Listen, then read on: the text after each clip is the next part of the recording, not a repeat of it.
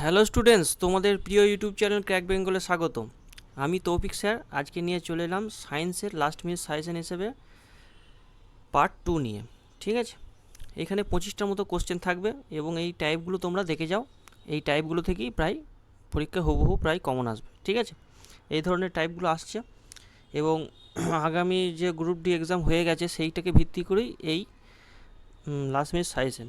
ওকে, তাহলে এই ক্লাসটা আমার সাথে সাথে করো এবং এনসিইআরটিটাকে খুব ভালো করে পড়ে যাও। ঠিক আছে, তোমরা এনসিইআরটিটাকে খুব ভালো করে পড়ে যাও এবং এই যে যে টপিকগুলো আজকে করাবো সেই টপিকগুলো একটু ওখান থেকে দেখে নেবে। ঠিক আছে, এবং ভালো করে এই জায়গাগুলো দেখে যাবে, এখান থেকে ভালো ভালো কোশ্চেন আসছে। চলো তাহলে আজকের ক্লাস আমরা স্টার্ট করি। ঠিক আছে, তার আগে দেখো আমাদের যে রেলওয়ে 99 ব্যাচ সেটা অলরেডি শেষ হয়ে গেছে। তোমরা কেউ যদি ভর্তি হতে চাও এই নাম্বারে কন্ট্যাক্ট করতে পারো। ওকে, আর আপকামিং যে ব্যাচ আসতে চলেছে সেটার জন্য তোমরা এই 7866878332 নাম্বারে কল করতে পারো। ওকে, চলো আমাদের আজকে ফার্স্ট কোশ্চেন। দেখো, নিম্নলিখিত গতির সমীকরণ মধ্যে কোনটি কণার চূড়ান্ত বেগ? ভালো করে বুঝো, চূড়ান্ত বেগের উপর নির্ভরশীল নয়। তাহলে চূড়ান্ত বেগ কোনটা হয়? ভি হয়। ইউটা কি হয়? প্রাথমিক বেগ। তাহলে যেই সমীকরণে দেখো ভি আছে সেগুলো বাদ দিতে থাকো। ঠিক আছে, দেখো তিনটে সমীকরণে ভি এর ইকুয়েশন আছে, সবই গতির সমীকরণ কিন্তু তিনটেতে ভি আছে চূড়ান্ত, একমাত্র এটাতে নাই। তাহলে এটাই কী হবে? সঠিক উত্তর হবে না? এইভাবে তোমরা কি করবে? অপশন এলিমিনেশনের থ্রু দিয়ে এটা করার চেষ্টা করবে। ঠিক আছে, চলো। নিম্নলিখিত মধ্যে এমন একটি প্রক্রিয়া যেখানে আন্তরিক নালী থেকে শোষিত পদার্থগুলি বিভিন্ন অঙ্গে পরিবাহিত হয়, যেখানে সেগুলি জটিল পদার্থ তৈরি করতে ব্যবহৃত হয়। আত্তীকরণ, বাষ্পমোচন, সালোক সংশ্লেষ না পরিপাক? খুব ইজি। আত্তীকরণ কোথায় হয়? ক্ষুদ্রান্তে হয়। ওকে, তাহলে সেখানে কি হয়? জটিল পদার্থ তৈরি করতে ব্যর্থ হয়।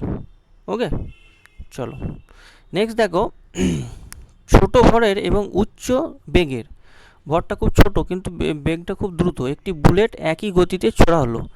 একটি ভারী পাথরের চেয়ে লক্ষ্যবস্তুকে গভীরভাবে ভেদ করতে পারে, কারণ এটি তীক্ষ্ণ, এটি আকারে ছোট, এটি ভর বেশি, না এটি জড়তা কম? তাহলে কোনটা উত্তর হবে? এটির কি কম? জড়তার কম। ওই কারণে কি করে? এটিকে ভেদ করতে পারে। আর কি শিখেছিলাম? জড়তা ধারণা কোথা থেকে পাই? নিউটনের প্রথম সূত্র থেকে। নিউটনের প্রথম সূত্র থেকে কি পাই? জড়তার ধারণা পাই। বোঝা গেল? চলো নেক্সট দেখো, নিম্নলিখিত বিবৃতিগুলোর মধ্যে কোনটি ভালোভাবে ব্যাখ্যা করে যে হরমোনাল গর্ভনিরোধক পিলের পার্শ্ব প্রতিক্রিয়া কেন হয়? এই যে রিপ্রোডাক্টিভ সিস্টেম, এই চ্যাপ্টার থেকে অনেক দুটো তিনটে কোশ্চেন দিয়ে দিচ্ছে। ঠিক আছে, তোমরা এই চ্যাপ্টারটা খুব ভালো করে পড়ে যাবে।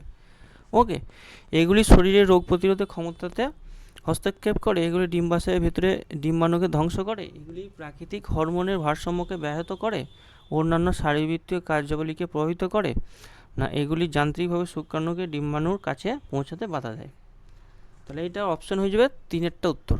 ঠিক আছে, কি বলেছে? এগুলি প্রাকৃতিক হরমোনের ভারসাম্যকে ব্যাহত করে এবং অন্যান্য শারীরবৃত্তীয় কার্যাবলীকে প্রভাবিত করে। ঠিক আছে, চলো নেক্সট দেখো, উদ্ভিদের কোষ প্রাচীর প্রাথমিকভাবে কী দ্বারা তৈরি? এটা সবাই জানো। কী দিয়ে তৈরি? সেলুলোজ দিয়ে তৈরি। কাইটিন কার তৈরি? কাইটিন কিসের তৈরি বলো, কে জানো তোমরা?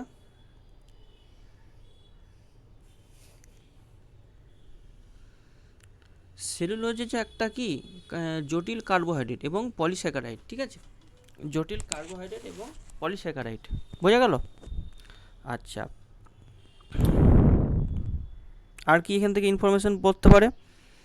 আর দেখো পড়তে পারে সুবেরিন, এটা একটা নতুন ভাষা। হ্যাঁ, সুবেরিনটা কি? দেখো, সুবেরিনটা হচ্ছে একটি উদ্ভিদের কর্কে পাওয়া যায় মোমযুক্ত পদার্থ।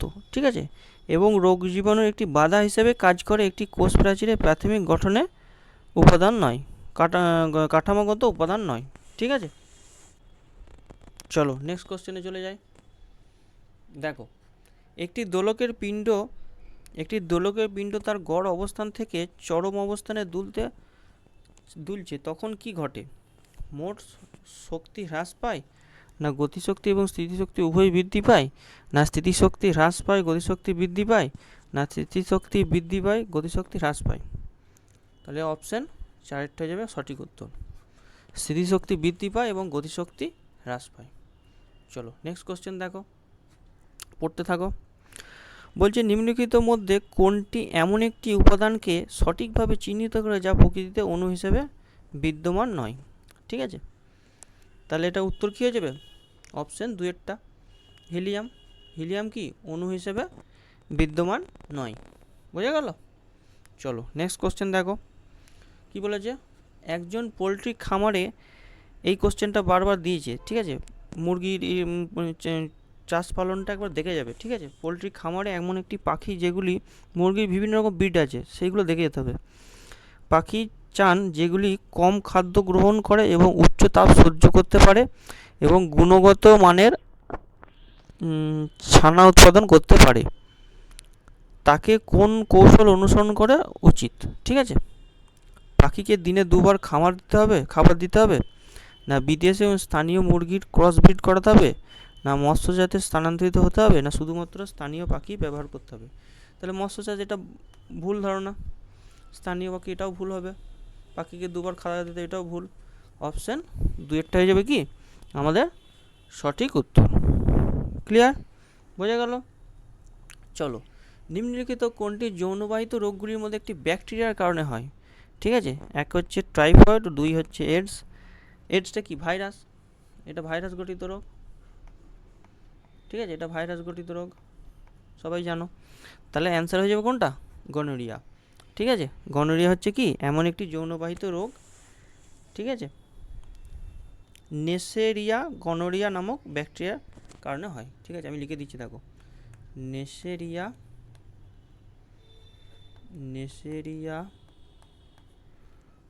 গনোরিয়া নামক ব্যাকটেরিয়া, গনোরিয়া নামক ব্যাকটেরিয়া এর প্রভাবে হয়। ঠিক আছে, বোঝা গেল? চলো আর একটা পয়েন্ট লিখে নাও, টাইফয়েডের রোগের কারণ হচ্ছে স্যালমোনা টাইফি, স্যালমোনেলা টাইফি, স্যালমোনেলা ট্রাইফি। ঠিক আছে, নামগুলো মনে রাখবে, এগুলো অনেক সময় দিয়ে দেয়। ঠিক আছে, কোনটার অভাবে হয়, ঠিক আছে, কোনটার দ্বারা প্রভাবিত হয়। এটা হলো এক প্রকার কি, এটা ব্যাকটেরিয়াল। ওকে, কিন্তু এটা যৌনবাহিত নয়, এটা কিন্তু ব্যাকটেরিয়া, কিন্তু এটা যৌনবাহিত নয়। একটা ব্যাকটেরিয়া গঠিত রোগ, কিন্তু এটা কি যৌনবাহিত নয়। বোঝা গেল? চলো পরের প্রশ্নে চলে যাওয়া যাক। দেখো এটা একটা অঙ্ক দিয়েছে, বলছে 15 ওহম এবং 5 ওহম দুটি রোধকে একটি 12 ভোল্টেজ ব্যাটারির সাথে শ্রেণী সমবায় যুক্ত করা হলো। তাহলে শ্রেণী সমবায় কী হবে? R সমান কী হয়ে যাবে? R1 প্লাস R2, তাই না? তাহলে বর্তনীতে কত তড়িৎ প্রবাহ মাত্রা বার করতে হবে? তাহলে R1 প্লাস R2 করলে কত হচ্ছে? 5 প্লাস 15 কত হয়? 20 ওহম। তাহলে V ইজিক্যাল টু IR থেকে কী পেয়ে যাবো? V সমান হচ্ছে 12, আইটা বের করতে হবে, আরটা কত বলে দিয়েছে? 20। তাহলে I সমান কত হয়ে যাবে? 12/20। ঠিক আছে, 2 6 12.6, ঠিক আছে, 0.6 হয়ে যাবে কি এত অ্যাম্পিয়ার। ওকে, অপশান কোনটা উত্তর? অপশান এটা হলো সঠিক অ্যান্সার। বোঝা গেল? চলো, আর্কিমিডিসের নীতি অনুসারে যখন একটি বস্তুকে একটি তরলে নিমজ্জিত করা হয় তখন একটি ড্যাশ অনুভব করে। বস্তু দ্বারা স্থানচ্যুত তরলের ওজনের সমান একটি নিম্নমুখী শক্তি, না এর ওজনের পরিবর্তন হয় না, না বস্তুর ওজনের সমান একটি ঊর্ধ্বমুখী শক্তি, না বস্তু দ্বারা স্থানচ্যুত তরলের ওজনের সমান একটি ঊর্ধ্বমুখী বল। এইটা হচ্ছে সবথেকে রাইট অ্যান্সার। বস্তু দ্বারা স্থানচ্যুত তরল মানে অপসারিত যে তরল তার ওজনের সমান একটি ঊর্ধ্বমুখী শক্তি বল সে অনুভব করে। বোঝা গেল? আর্কিমিডিসের সূত্রটা দেখে নেবে পরীক্ষায়। ঠিক আছে, চলো, প্রজনন স্বাস্থ্যে গর্ভনিরোধকের লক্ষ্য হলো আরও বেশি বেশি সন্তান ধারণ করা, অপ্রত্যাশিত গর্ভধারণ রোধ করা, শিশুদের সুস্থ করা, না যমজ সন্তান ধারণ করা। তাহলে এটাই হয়ে যাবে অপ্রত্যাশিত গর্ভধারণ রোধ করা। ঠিক আছে, গর্ভ নিরোধের প্রধান লক্ষ্য। চলো নেক্সট কোশ্চেন দেখো, একটি গোলকাকার লেন্সের বৃত্তাকার রূপরেখার কার্য ব্যাসকে কি বলা হয়? আলোক কেন্দ্র, অ্যাপারচার, না ফোকাস দৈর্ঘ্য, না বক্রতা ব্যাসার্ধ? এটা একটু ট্রিকি দিয়েছে, এটা স্টার দিয়ে রাখো। হ্যাঁ, তাহলে লেন্সটা খুব ভালো করে দেখে যাবে পরীক্ষায়। এটাকে বলা হয় অ্যাপারচার। ঠিক আছে, এটা সবাই ভুল করবে, সবাই বাকিগুলো অপশানগুলো তো জানে, এটা জানে না। এই অপশানটা দিয়ে দিয়েছে পরীক্ষায়, দেখো। তাহলে একটি গোলাকার লেন্সের বৃত্তাকার রূপরেখার কার্যকর ব্যাসকে কী বলা হয়? অ্যাপারচার বলা হয়। ওকে, চলো নেক্সট দেখো কি বলেছে, পড়তে থাকো। নিম্নলিখিতের মধ্যে কোনটি বৃহৎ বাঁধের পরিণতি নয়? একটা বনায়ন, না সামাজিক সমস্যা, অর্থনৈতিক সমস্যা, না জঙ্গল ধ্বংস? ঠিক আছে, বৃহৎ বাঁধের পরিণতি নয়, তাহলে সঠিক উত্তর কোনটা হয়ে যাবে? বনায়ন। বনায়ন করা কী হচ্ছে? কোনো বৃহৎ বাধা সৃষ্টি নয় আমাদের। চলো নেক্সট কোশ্চেন দেখো, নিম্নলিখিত ধাতুগুলির মধ্যে কোনটির পাতন দ্বারা বিশুদ্ধ করা হয়? সিলভার, আয়রন, জিঙ্ক, না কপার? ঠিক আছে, পাতন প্রক্রিয়ার দ্বারা কী করা হয়? বিশুদ্ধ করা হয়। তাহলে এটা উত্তর কী হয়ে যাবে? এটার উত্তর হয়ে যাবে অপশান 3-এরটা, জিঙ্ক। ঠিক আছে, আর লোহার মরিচের পোড়া থেকে হাত রক্ষা করার জন্য কী করা হয়? লোহার সাথে জিঙ্কের আস্তরণ মিক্স করা হয়, সেটাকে কী বলা হয়? সেটাকে বলা হয় গ্যালভানাইজেশন। এগুলো আগে পড়িয়েছি। ঠিক আছে, এটা স্ফুটনাঙ্কগুলো মনে রাখবে। আমি লিখেছি দেখো, জিঙ্কের স্ফুটনাঙ্ক হচ্ছে 907 ডিগ্রি সেলসিয়াস, সিলভার হচ্ছে 2162 ডিগ্রি সেলসিয়াস, আয়রন হচ্ছে 2862 ডিগ্রি সেলসিয়াস। এগুলো অনেক সময় দিয়ে দেয়, হ্যাঁ, ক্রমে সাজাতে হয়, খুব টাফ থাকে তখন। মোটামুটি 2-4টে খুব ভালো করে দেখে যেতে হবে। ঠিক আছে, তাহলে এলিমিনেট করতে পারবে, নাহলে পরীক্ষায় কোশ্চেনটা ছেড়ে আসতে হবে। এই ধরনের কোশ্চেন আসে। তাহলে স্ফুটনাঙ্ক কার কম? জিঙ্কের। চলো নেক্সট কোশ্চেন দেখো, নিম্নলিখিত মধ্যে কোনটি সঠিকভাবে ব্যাখ্যা করা যায় যে কঠিন ও তরলের পদার্থের তুলনায় গ্যাসকে সহজে সংকুচিত করা যায়? এক নম্বর হচ্ছে গতিশক্তি কম থাকে। আচ্ছা, গ্যাসের ভর ও ঘনত্ব বেশি থাকে, গ্যাসের স্থান দখল করে না, না গ্যাসের কণাগুলি আলগাভাবে প্যাক করে থাকার জন্য এদের মধ্যে আন্তঃআণবিক স্থান বেশি থাকে? এটাই অ্যান্সার হবে। এই যে আন্তঃআণবিক, এদের মধ্যে গ্যাপটা কী থাকে? অনেক বেশি থাকে। আলগাভাবে প্যাক করা থাকার কারণে কী হচ্ছে? তাদের মধ্যে আন্তঃআণবিক বলটা কী থাকছে? অনেক কম থাকে, তার আন্তঃআণবিক স্থানটা অনেকটা ফাঁকা। তাহলে এরা কী হয়? সহজেই কী হয়ে যায়? ছড়িয়ে পড়ে। কার্বন যৌগের প্রেক্ষাপটে, নেক্সট কোশ্চেন, কার্বন যৌগের প্রেক্ষাপটে একটি শাখাযুক্ত শৃঙ্খল কাঠামো কিসের দ্বারা চিহ্নিত করা হয়?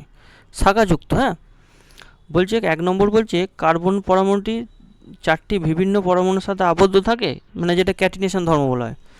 আচ্ছা, 2 নম্বর বলছে কার্বন পরমাণুগুলি একটি অবিচ্ছিন্ন সরল রেখায় বিন্যস্ত থাকে। 3 নম্বর বলছে এটা তো ভুল, এটি পরমাণুগুলি অবিন্যস্ত থাকে না, সরল রেখায় অবিন্যস্ত থাকে না, এটা ভুল আছে। কার্বন পরমাণু একটি বদ্ধ বলয় কাঠামো তৈরি করে, আর কার্বন পরমাণুগুলি প্রধান কার্বন শৃঙ্খলের সাথে সংযুক্ত একটি পার্শ্ব গ্রুপ তৈরি করে। ঠিক আছে, এটাই হবে সঠিক উত্তর, 4-এরটা, একটা পার্শ্ব গ্রুপ তৈরি করে, মানে শাখাযুক্ত। শাখা হলে কী হবে? শৃঙ্খল। কার্বন শৃঙ্খলের সাথে কি করবে? মেন যে কার্বন শৃঙ্খলের যেটা গ্রুপ, সেটার সাথে একটা পার্শ্ব গ্রুপ সৃষ্টি করবে। ঠিক আছে, মেন কার্বনের সাথে। চলো নেক্সট দেখো, নিম্নলিখিত কোনটি একটি উপাদানে বৈশিষ্ট্যগত ধর্ম? রোধ, রোধাঙ্ক, ভোল্টেজ, না তড়িৎ প্রবাহ? এটা খুব ইম্পর্টেন্ট, এই চ্যাপ্টারটা ভালো করে দেখে যাবে, স্টার দিয়ে রাখো। এটা হয়ে যাবে অ্যান্সার, হয়ে যাবে রোধাঙ্ক। রোধাঙ্ক কি? একটি উপাদানে বৈশিষ্ট্যগত ধর্ম, বাকিগুলো বৈশিষ্ট্যগত ধর্ম নয়। ঠিক আছে, উপাদানের রোধাঙ্ক হচ্ছে বৈশিষ্ট্য ধর্ম। আর একটা জিনিস মনে রাখবে, রোধাঙ্কের সূত্র হলো আর সমান কী হচ্ছে? রো এল বাই এ, এটা মনে রাখবে। ঠিক আছে, এটা খুব ইম্পর্টেন্ট, এখান থেকে কোশ্চেন দেয় অনেক, কার উপর নির্ভরশীল দেয়। ঠিক আছে, চলো নেক্সট কোশ্চেন দেখো, উদ্ভিদের বৃদ্ধি শুধুমাত্র নির্দিষ্ট অঞ্চলে কেন ঘটে? 1 নম্বর যে জল শুধুমাত্র উদ্ভিদের ওপরের অংশে পৌঁছায়, মাধ্যাকর্ষণ শক্তি কিছু অঞ্চলে বৃদ্ধিকে বাধা দেয়, না উদ্ভিদের শুধুমাত্র কিছু অংশ সূর্যালোক পায়, না ভাজক কলা শুধুমাত্র নির্দিষ্ট অঞ্চলে অবস্থিত? তাহলে নির্দিষ্ট অঞ্চলে বৃদ্ধি পাওয়ার একটাই কারণ, ভাজক কলার কারণে। ভাজক কলা কী হয়? অগ্রস্থ ভাজক কলা, হ্যাঁ আছে না, পড়েছিলাম, পার্শ্বস্থ ভাজক কলা। তাহলে সেগুলো কোথায় থাকে? মূলের বা কাণ্ডের অগ্রে থাকে। তাহলে নিষ্ঠ জায়গায় অবস্থানের কারণে কী হয়? সেই জায়গাটা বৃদ্ধি ঘটছে। ওকে, বোঝা গেল? চলো নেক্সট দেখো, নেক্সট কোশ্চেনে চলে যায়। দেখো স্টেটমেন্ট বেস কোশ্চেন, খুব ভালো করে পড়তে থাকো। বলছে একটি আলোক রশ্মি তির্যকভাবে বায়ু থেকে একটি কাঁচের স্ল্যাবে প্রবেশ করছে। আচ্ছা ঠিক আছে, নিম্নলিখিত বিবৃতিগুলির মধ্যে কোনগুলি সঠিক? এক নম্বর হচ্ছে আপাতন কোণ প্রতিসরণ কোণের থেকে ছোট হবে, এটা ভুল। আপাতন কোণ কোণের প্রতিসরণ কোণের থেকে ছোট হয়, এটা ভুল হয়ে গেল। আচ্ছা 2 নম্বর যে আপাতন কোণ নির্গমন কোণের চেয়ে বেশি হবে, এটাও ভুল আছে। নির্গমন কোণের থেকে কোনোদিন বেশি হবে না, ঠিক আছে, আপাতন কোণ। তাহলে হবেই না, তাহলে যাবেই না, ঠিক আছে। যেটাকে বলে অভ্যন্তরীণ পূর্ণ প্রতিফলন, মানে আবার ব্যাকে চলে আসবে, মানে সংকট কোণ যেটা ব্যাপার থাকে। আর কি বলেছে 3 নম্বর যে আলোক রশ্মি বায়ু থেকে কাঁচের মধ্যে প্রবেশ করলে আলোর গতি কমে যায়, এটা রাইট, এটা ঠিক বলেছে। আর আপতিত রশ্মি এবং নির্গত রশ্মি একে অপরের সমান্তরাল হয়, তাহলে এই দুটো সঠিক বলেছে। তাহলে 3 আর 4, অপশন 4টা হয়ে যাবে কি আমাদের সঠিক উত্তর। বোঝা গেল? চলো নেক্সট দেখো, থমসনের পরমাণু মডেলের অনুসারে আমরা কোন বিবৃতি সত্য বলে মনে করব? ইলেকট্রনের নিউক্লিয়াসে কেন্দ্রীভূত থাকে, থমসন মডেল, ঠিক আছে। 1 নম্বর বলে দিয়েছে ইলেকট্রন নিউক্লিয়াসে কেন্দ্রীভূত থাকে। 2 নম্বর বলেছে ইলেকট্রন নিউট্রনের সাথে যুক্ত থাকে। না, এটা তো ভুল, নিউট্রনের সাথে যুক্ত থাকে কোনোদিন, ভুল ধারণা। ইলেকট্রন কক্ষপথে স্থির থাকে, এটাও ভুল ধারণা। দেখো যতগুলো পাচ্ছি এলিমিনেট করে দিচ্ছি, ঠিক আছে। ইলেকট্রন নিউক্লিয়াসে কেন্দ্রীভূত থাকে, এটাও ভুল, তাই না। ইলেকট্রন তো নিউক্লিয়াসের বাইরে ঘুরতে থাকে, তাহলে এই 4টাই হবে কি সঠিক অ্যান্সার। এইভাবে অপশন এলিমিনেশন করে করে কী করতে হবে, অপশন এলিমিনেট করে করে, অপশন এলিমিনেশন মেথড ফলো করে কি করব আমরা, এটাকে সলভ করার চেষ্টা করব, ঠিক আছে। 3টে দেখো উত্তর একদম জানি যে ইলেকট্রন বাইরের দিকে ঘুরে, নিউক্লিয়াসে কেন্দ্রীভূত না, তাহলে এগুলো 3টে বাদ হয়ে গেল। তাহলে সঠিক উত্তর কোনটা গেল, 4এরটা। চলো নেক্সট কোশ্চেনে চলে যাওয়া যাক। ইথানলকে অতিরিক্ত ঘন সালফিউরিক অ্যাসিডে 443 কেলভিন তাপমাত্রায় উত্তপ্ত করলে ইথিন উৎপন্ন হয়। এই রাসায়নিক পরিবর্তনটি ঘটে তা হলো হ্যালোজিনেশন, জারণ, বিজারণ আর নিরুদন। তাহলে এটার অ্যান্সার কী হয়ে যাবে, এটার অ্যান্সার হয়ে যাবে নিরুদন। বোঝা গেল? 443 ডিগ্রি সেলসিয়াস তাপমাত্রায়। চলো নেক্সট কোশ্চেন দেখো কি বলেছে। ইথিন ব্রোমিনের সাথে বিক্রিয়া করলে কি উৎপাদিত হয়? ইথেন উৎপন্ন হয়, না 1,2-ডাইব্রোমো ইথেন উৎপন্ন হয়, না ইথানল উৎপন্ন হয়, না ব্রোমো ইথেন উৎপন্ন হয়? ইথানল তো হবেই না, ঠিক আছে। হ্যালোজেনের সাথে বিক্রিয়া কি উৎপন্ন করে, 1,2-ডাইব্রোমো কী করে ইথেন। কারণ ইথিন মানে কি, ইথিন ব্রোমিনের সাথে বিক্রিয়া করে 1,2-ডাইব্রোমো ইথেন উৎপন্ন করবে। ওকে, বোঝা গেল? যেহেতু ব্রোমিন কটা, Br2, দুটো আছে ব্রোমিন, তাহলে দুটো ব্রোমিন কী করবে, দুটো কার্বনের সাথে যুক্ত হয়ে যাবে, 1,2-ডাইব্রোমো ইথেন। চলো এখানে লিখে দিচ্ছি, দেখো মিথেন ইথেন, ঠিক আছে, ডাইব্রোমো, তাহলে এখানে একটা Br দিয়ে দাও, এখানে একটা Br দিয়ে দাও, এবারে কার্বনের 4টে হাত করে দাও, ঠিক আছে। দেখো এখানে H লিখে দিচ্ছি, এখানে H লিখে দিচ্ছি, এখানে H, এখানে H, ঠিক আছে। এটা হলো স্ট্রাকচারটা, বোঝা গেল? তাহলে C2H4Br2 এরকম টাইপের সংকেতটা হবে। ওকে, চলো নেক্সট কোশ্চেন দেখো। নিম্নলিখিত দুটি বিবৃতি রয়েছে, হ্যাঁ, একটা বলছে দাবি এবং কারণ হিসেবে চিহ্নিত করা হয়েছে, মানে একটা দাবি করছে আর একটা তার কারণ, সে সম্পর্কে সঠিক বিকল্পটি নির্বাচন করুন। 1 নম্বর হচ্ছে দাবি কি, মানে যেটা অ্যাসারশন রিজন বলা হয়। অ্যাসারশন কি বলছে, শব্দ তরঙ্গগুলি নন মেকানিক্যাল তরঙ্গ, ঠিক আছে। আর 2 নম্বর তার কারণ বলছে শব্দ তরঙ্গ প্রসারের জন্য একটি বস্তুগত মাধ্যমের প্রয়োজন হয়। 2 নম্বরটা ঠিক, ঠিক আছে, কারণটা ঠিক। তাহলে এটার উত্তর হয়ে যাবে কোনটা, অপশান 4এরটা, মানে দাবি মিথ্যা আর কি হচ্ছে, কিন্তু কারণটা কি হচ্ছে সত্য, যেটি কারণ বলেছে সেটি সত্য, কিন্তু দাবিটা কি মিথ্যা। চলো আমাদের আজকে শেষ প্রশ্ন দেখো, নিম্নলিখিত বিবৃতিগুলির মধ্যে কোনটি সঠিক? ঘ্রাণোজ্জ সূচকগুলি একটি যৌগের অম্লীয় বা ক্ষারীয় প্রকৃতি পরীক্ষা করতে ব্যবহৃত হয়। লবঙ্গ তেল একটি ঘ্রাণোজ্জ সূচক, না লবঙ্গ তেল যে কোনো যৌগের বিশুদ্ধতা পরীক্ষা করতে ব্যবহৃত হয়, ঠিক আছে। তাহলে এটা কোনটা অ্যান্সার হয়ে যাবে, অপশান 3এরটা, অর্থাৎ এ আর বি সঠিক, সি এরটা ভুল, এ এরটা সঠিক, বি এরটা সঠিক, ঠিক আছে। ক্লিয়ার, বোঝা গেল?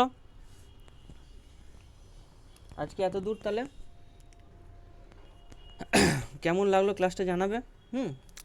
আর এই টাইপগুলো দেখে যাও, আর বেশি চাপ নিও না, কেন সায়েন্সের এইরকমই কোশ্চেন আসছে, বিশেষ করে প্রিভিয়াস ইয়ারগুলো ভালো করে দেখে যাও। হ্যাঁ, আগের বছরের 2025-এর যে পরীক্ষাটা হয়ে গেল, মানে 2024 সালের পরীক্ষাটা 2025-এ যেটা হয়েছিল নভেম্বর মাসে, 27শে নভেম্বর থেকে স্টার্ট হয়েছিল, সেই থেকে যত কোশ্চেন এসেছে সব কোশ্চেনগুলো দেখে যাও ভালো করে। এটাই লাস্ট মিনিট আমার বলা, কারণ হচ্ছে ওরা কি করে, ওরা কোশ্চেনগুলো হুবহু এখান থেকে তুলে দেয়। দেখবে আগের দিন একটা ম্যাথের ক্লাস নিচ্ছিলাম, এক্স তার 20%, তার সাথে 96 যোগ করলে সেটা হবে এক্স হবে। সেখান থেকে এক্সের মান বার করলাম, তার 3/4 অংশ 120 বেরোচ্ছিলো, সেটা অ্যান্সার হবে না। তার 3/4 করলে কত হয়, 90 না কত হচ্ছিলো, সেইটা পরীক্ষা হুবহু এসছে। দেখো আমার কোশ্চেনটা মনে আছে, ঠিক আছে, আগের দিনই করাচ্ছিলাম। তা ওইটা একদম এনটিপিসি থেকে তুলে দেওয়া আমি, এবং দেখবে আমার আগেকার পুরনো, দেখবে এই প্লেলিস্টে যে ম্যাথের যে প্লেলিস্ট আছে, সেই প্লেলিস্টে দেখবে পুরনো নাম্বার সিস্টেম চ্যাপ্টারটা খুলবে, আমার দেখবে 6-7টা ক্লাস করা আছে। নাম্বার সিস্টেমে 2টো না করা ক্লাস নিয়েছিলাম, 2-4টে নিয়েছিলাম। সে দেখবে ওই কোশ্চেনটা প্রথমেই করানো আছে, দেখবে আমার এইটুকু মনে আছে যে ওই কোশ্চেনটা করিয়েছিলাম। তা সব প্রিভিয়াস ইয়ার থেকে তুলে দেয়, ঠিক আছে। তোমরা মেনলি সায়েন্সে বেশি চাপ নিও না, কেন পড়ে শেষ করতে পারবে না সায়েন্স যা আছে। তার থেকে ভালো যেগুলো টপিকগুলো করালাম, সেই টপিকগুলোর উপরে ভালো করে দেখে যাও। আর 2 নম্বর হচ্ছে যত প্রিভিয়াস এসছে, বিশেষ করে 2024 সালে, মানে 25-এ পরীক্ষা হয়েছে যেটা নভেম্বর মাসে, সেখানে যত শিফটের কোশ্চেন এসছে সেখানে তুমি পেয়ে যাবে, সেগুলো ভালো করে দেখে যাও। দেখো ওখান থেকে হুবহু তুলে দেয়, ঠিক আছে। নাহলে এগুলো করে পাত্তা পাবে না, মানে অনেক কাজ এগুলো, বোঝা গেল। তাহলে আজকে এত দূর, সবাই ভালো করে পরীক্ষা দাও। আমার তরফ থেকে বেস্ট উইশেস রইলো, আমাদের টিম থেকে, ক্র্যাক বেঙ্গল থেকে তোমাদেরকে বেস্ট উইশেস রইলো। সবাই মন দিয়ে খুব ভালো করে পড়াশোনা করো, এবং একটা গ্রুপ ডিতে সবাই চাকরি পেয়ে যাও, ঠিক আছে। সবাই তো আর পাবে না, যারা আমাদের কাছে পড়ছে, যারা পড়াশোনা করছো, অবশ্যই আমরা চাইবো যে আমাদের কাছ থেকে সবাই, যারা আমাদের কাছে অন্তত পড়ছো, তারা যেন পায়, ঠিক আছে। তাহলে ভালো করে পরীক্ষা দেবে। আর হ্যাঁ, সব থেকে বড়ো ব্যাপার, এক্সাম সেন্টারে একদিন আগে চলে যাবে, ওকে। এক্সাম সেন্টারে অনেকে ট্রেন লেট করে, অনেকে জানে না তো। আর অ্যাডমিট কার্ড, ছবি, এগুলো সব সঙ্গে নেবে, এগুলো ভুলে যাবে না। বিশেষ করে 2টো ডকুমেন্ট নিয়ে যাবে, অনেকে একটা ডকুমেন্ট নিয়ে যায়, কেউ আধার কার্ড নিয়ে যাচ্ছে বা ভোটার কার্ড নিয়ে যাচ্ছে, ওখানে সমস্যায় পড়বে। 2টো করে নিয়ে যাবে, ঠিক আছে। একটা আধার কার্ড অথবা একটা ভোটার কার্ড, 2টো, বা একটা প্যান কার্ড, 2টো ডকুমেন্ট নিয়ে যাবে, ছবি নিয়ে যাবে, আর অ্যাডমিট কার্ড মাস্ট, এগুলো একদম রেডি করে রাখবে। আর সিগনেচারটা করে নেবে ওখানে, আর দেখবে ওখানে কোথায় কী করতে হয়, ওরা বলে দেবে ইনস্ট্রাকশান। আর হ্যাঁ, সব থেকে বড়ো ব্যাপার, সব থেকে গুরুত্বপূর্ণ ব্যাপার, পরীক্ষা সেন্টারে 1 ঘন্টা আগে থেকে পৌঁছাবে, 1 ঘন্টা থেকে আধ ঘন্টার আগে পৌঁছে যাবে। কারণ হচ্ছে ওই সমস্ত, যে সমস্ত বাইরে পরীক্ষার সিট পড়ে, সেখানে প্রচুর মানে ট্রাফিক জ্যাম থাকে, এবং তার ফলে কী হয়, 1 মিনিট যদি তুমি লেট করে দাও না, গেট বন্ধ করে দেবে, আর গেট খুলবে না, হাতে পায়ে ধরলেও গেট খুলবে না। তাহলে তোমার এখান থেকে অত দূরে যেয়ে পরীক্ষা দিয়ে কঠিন করে, কষ্ট করে, এত পড়াশোনা করে সব বেকার হয়ে যাবে, তাই তো। তাই সব সময় এইগুলো মাথায় রাখবে, একদিন আগে থেকে চলে যাবে, 1 ঘন্টা আগে পরীক্ষা সেন্টারে পৌঁছে যাবে, বসে থাকবে ওখানে, কোনো অসুবিধা নাই, ঠিক আছে। আর ঘাবড়াবে না, সব পারবে। আর যেগুলো আমি করাচ্ছি, এই টাইপগুলো দেখে যাও, ওকে। আশা করি ভালো এক্সাম হবে। চলো, ওকে, বাই।